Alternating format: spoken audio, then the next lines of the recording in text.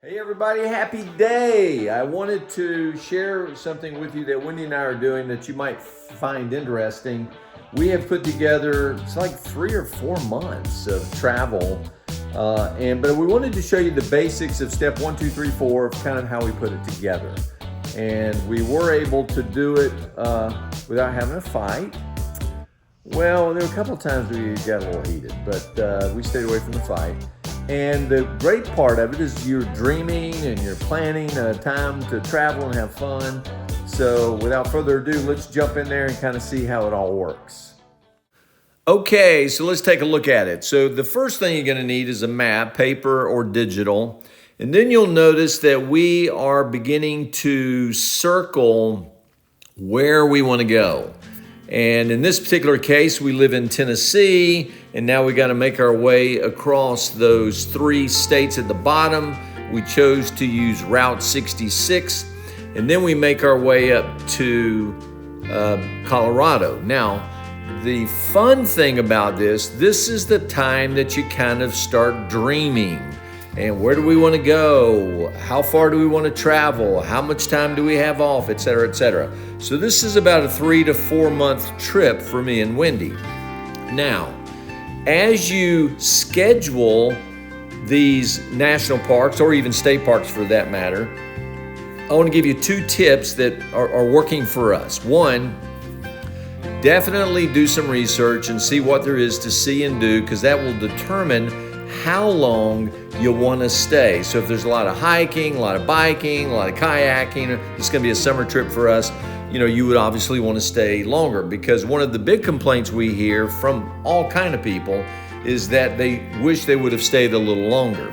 So you've got to kind of do a little research. Second, call the park, and you can do it all online, but call them and talk to them specifically about what site, what view, what position you'd like to have in the park.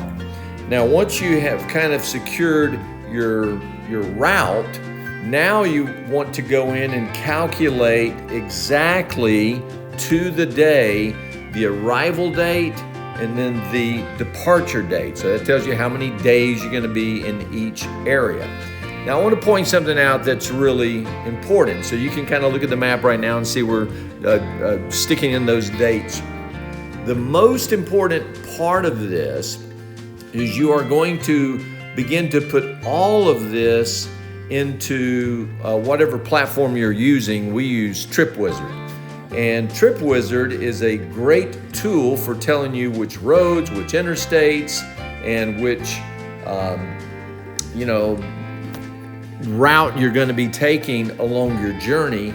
And if you have used TripWizard before, you can put in the length of your truck, the length of your camper, how tall it is, and you can make sure you have a safe driving passage so you're not caught in some small side road tunnel or something like that.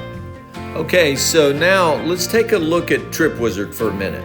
First of all, you can navigate all of your destinations on the left. Any of those tiles or those destinations can be moved up and down, and it will refigure and calculate the tow time, tell you how long it takes to make the trip. You can also zoom in and take a look as much detail as you like as you're going through TripWizard. Just touch the destination and that detail will pop up. Now, the most important part of determining where you want to go is the distance between each location. You can see that some of our tow times are 7 hours, 10 hours. We don't want to drive that far. So we zoom in, we take a look at the terrain and the route in which the road is, because obviously you have to only travel where there are roads. But the key is to zoom in and look at how much distance you have between each destination. Then you may have to plan a couple of extra stops at parks or on the roads as you travel to the next destination. Very, very critical with TripWizard. What we love about this is everything is laid out as you go. You can share it with others, and you see your entire trip at just a click of a button. And it took, I want to say it took Wendy probably 30 minutes to put all of this in. So there's just no better platform, we think, than Trip Wizard, but you'll have to check out the platforms yourself and see what works best for you.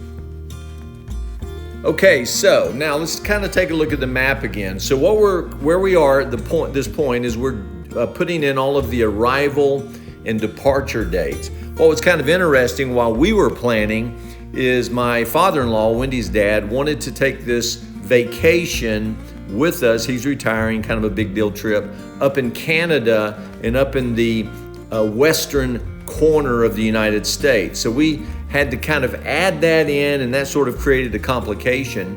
Another important thing is we really wanted to make sure that we secured Yellowstone. And by the way, if you do that in advance, we didn't have any trouble booking the time that we wanted to stay in Yellowstone. The key element is once you reserve those most popular points, now you're going to have to kind of build your trip around those confirmed dates. If you look at Yellowstone, you can see we put a little C there for a confirmed date. Then you put in all your dates, all your planning is done, and you are now ready to take a trip. Okay, so I know this is not rocket science, but let me kind of recap everything we just discussed. So number one, dream, have some fun, set your destinations, then figure out, based on the activities at the park, how many nights you want to stay at those parks, and then get online, get on the phone, make sure you talk to the people at the park and set those dates. I set up the most popular national parks. Wendy does the less popular. She also builds in points of interest, places to stop along the way. Will we have to use Harvest Host, or will we have to use Boondocker's Welcome if those travel times are too far?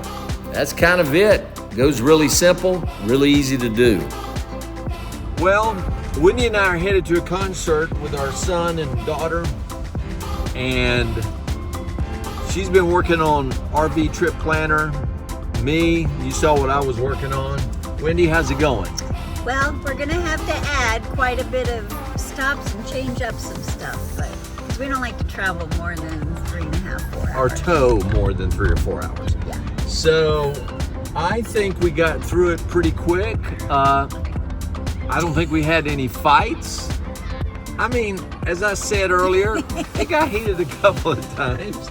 There was a moment or two. It was effective and productive. Hey, if you're not communicating, you might not be fighting, or vice versa. I don't know what that Well, is. we're marriage counselors also, so we always say conflicts are not a problem. Unresolved conflicts, that could be a problem. Yeah. And complaints, that's not a problem. Criticism, that could be a problem. So that's what we got for you today. It went pretty good. Congratulations, Winnie. Thank you for all your help. And we will see you guys on the journey. Have a beautiful day. Bye-bye.